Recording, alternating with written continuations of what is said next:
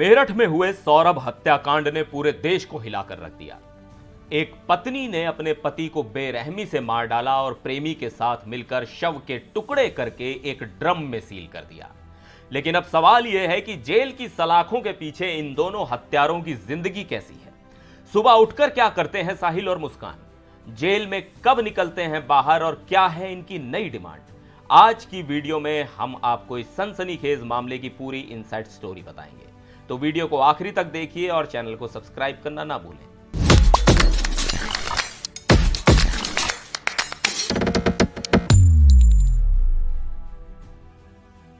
नमस्कार, मैं हूं सिद्धार्थ प्रकाश।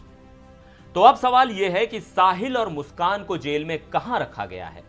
तो सुनिए, इन दोनों को जेल के अंदर बने नशा मुक्ति केंद्र में दाखिल कराया गया है। जी हां, दोनों नशे के आदी हैं।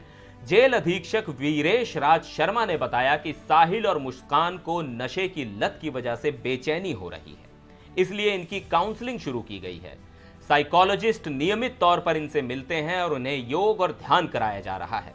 जेल अधीक्षक का कहना है कि अगले 10 से 15 दिन में इनकी हालत में सुधार हो सकता है।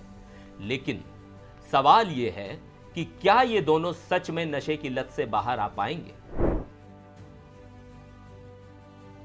अब बात करते हैं इनकी जेल की दिनचर्या की। सुबह 6 बजे साहिल और मुस्कान को बैरक से बाहर निकाला जाता है। क्यों? क्योंकि नाश्ते का टाइम होता है। जेल मैनुअल के हिसाब से इन्हें टाइम पर खाना दिया जाता है। इसके बाद दिन में ये लोग जेल की बैरक में लगे टीवी पर न्यूज और प्रोग्राम देखते हैं। जी हां, जेल अधीक्षक ने बताया कि हर बैरक में टीवी है और साहिल और मुस्कान भी टीवी पर न्यूज और प्रोग्राम देखते हैं। लेकिन क्या ये टीवी देखकर अपनी सजा को भूल रहे हैं या फिर कुछ और सोच रहे हैं। अब सवाल यह कि बैरक से ये बाहर कब निकलते हैं। तो बता दें, जेल के सख्त नियम हैं। सुबह 6 बजे नाश्ते के लिए और दोपहर में खाने के लिए, बस यही 2 मौके हैं जब इन्हें बाहर आने की इजाजत है। बाकी सारा वक्त ये बैरक में बंद रहते हैं। साहिल को पुरुष बैरक में और मुस्कान को महिला बैरक में रखा गया है। दोनों के बीच कोई बातचीत नहीं। जेल अधीक्षक का कहना है कि यह सेफ्टी के लिए जरूरी है। अब एक चौंकाने वाली बात, साहिल और मुस्कान से अब तक इनके परिवार का कोई भी मेंबर मिलने नहीं आया। मुस्कान के मम्मी पापा ने तो साफ कह दिया कि वो उसकी कोई मदद नहीं करेंगे। इसीलिए मुस्कान ने पहले सरकारी वकील की मांग की और अब साहिल ने भी जेल अधीक्षक को प्रार्थना पत्र देकर सरकारी वकील मांगा है। जेल अधीक्षक ने बताया कि यह प्रार्थना पत्र कोर्ट में भेज दिया गया है।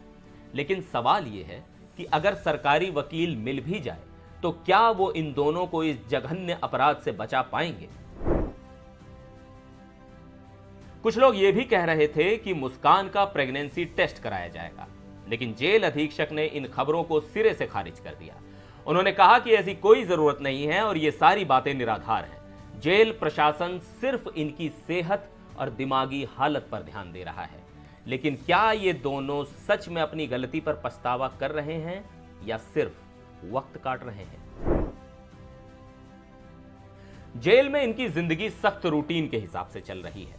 नशा मुक्ति केंद्र में काउंसलिंग, योग, ध्यान और जेल के नियमों का सख्ती से पालन। साथ ही इनकी सिक्योरिटी के लिए सीसीटीवी से निगरानी हो रही है।